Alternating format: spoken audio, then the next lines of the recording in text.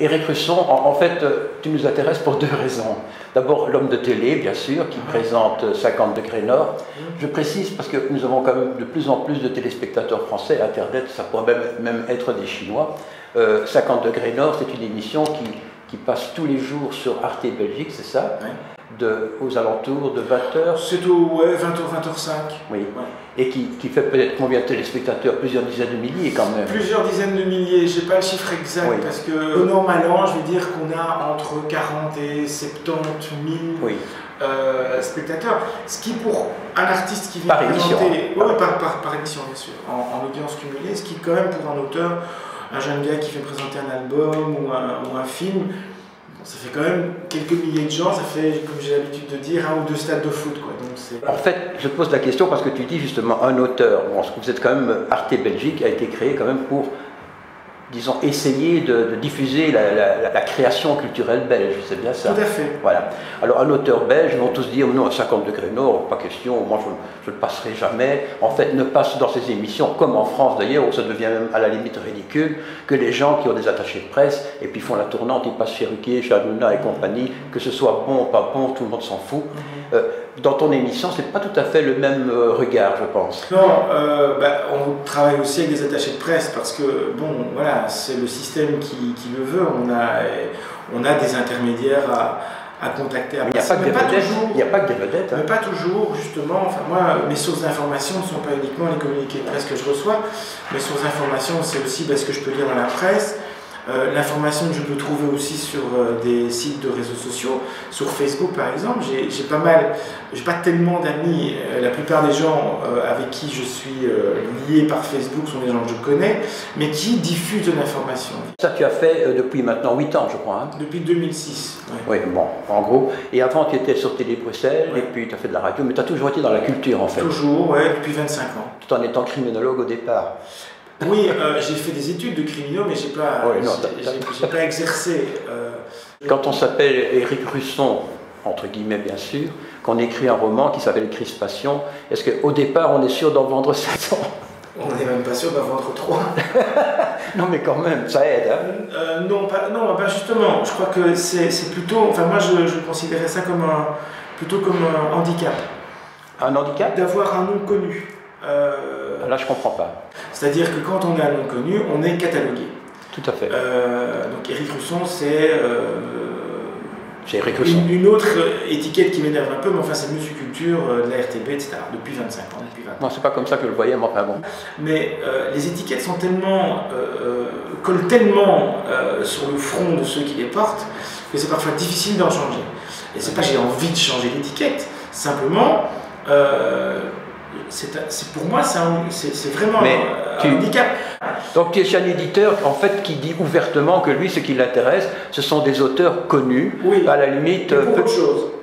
Pour autre chose, voilà. Donc il a en effet publié Karzakera. Oui, voilà. Non mais c'est peut-être très bien, mais je veux dire, on se dit, bon, Éric Russon, bon, il a son nom, il va chez la Miroir, pourquoi? Parce que c'est Éric Russon. Et avant d'avoir le bouquin, évidemment, quand on rentre chez un libraire, on voit des bouquins, comment prendre un plutôt qu'un autre? On voit Éric Russon, on connaît un petit peu. Je sais absolument pas. Ça, c'est encore une question que je me pose, parce que je n'ai pas rencontré beaucoup de lecteurs, je sais pas... T'as pas encore assez de recul non plus, hein?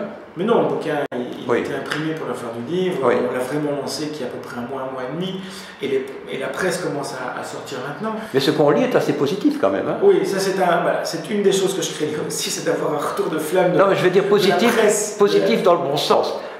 Ceux qui ont lu ont l'air de dire d'abord que l'histoire est vraiment très chouette, c'est clairement lu pour un bouquin, c'est quand même très important. Le style, en général, personne ne le critique, donc je suppose qu'il est bon, mais il est aussi très original. C'est une des choses qui ne m'ont pas fait regretter d'avoir publié. C'est en effet le retour des critiques. Et pour le moment, il y a une dizaine de critiques et d'interviews qui sont parues dans la presse écrite.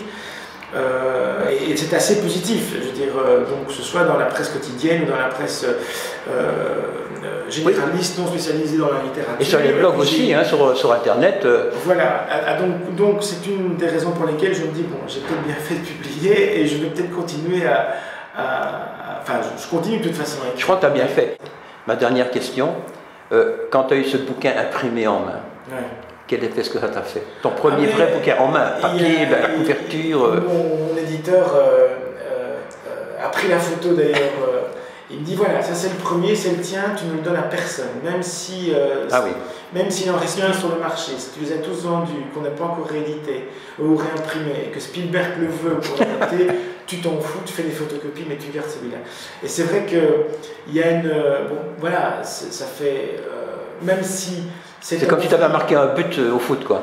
Oui et non, en fait, c'est un sentiment étrange. Il y a à la fois du plaisir à avoir le bouquin en main, de l'émotion à avoir le bouquin en main, de le sentir, de le renifler, de tourner les pages, de voir sa gueule sur la couverture, de finalement voir l'objet fini alors qu'on a travaillé pendant quelques semaines pour le choix du dessin, la maquette, quatrième couve, etc. Et en même temps, il y a une espèce de gouffre qui s'ouvre en disant voilà, c'est trop tard. On ne peut plus reculer. Et puis les amis aussi, parce que les amis étaient là le soir de cette inauguration, mais ils ont reçu leur bouquin, certains l'ont acheté, d'autres l'ont pas. Et puis on se dit, bon, ce sont des très bons potes, c'est des gens avec qui je bosse, mais qui sont vraiment des amis. Je dis, mais s'ils ne me disent rien, c'est qu'il y a un souci. Et je dis qu'ils m'en ont parlé. Le premier qui m'en a parlé, c'est Cédric Gauthier, qui est vraiment un pote et qui m'a dit, mais t'es un vrai malade, je n'imaginais pas. Ben oui, on se marre bien ensemble. Mais tu sais que tous les auteurs connaissent ce problème-là, tous. Absolument tous, j'en connais des tas. Tous ont la même impression. Si c'est un ami, évidemment, c'est un copain, il va me dire que c'est bien. S'il me dit rien... S'il me dit rien, c'est terrible.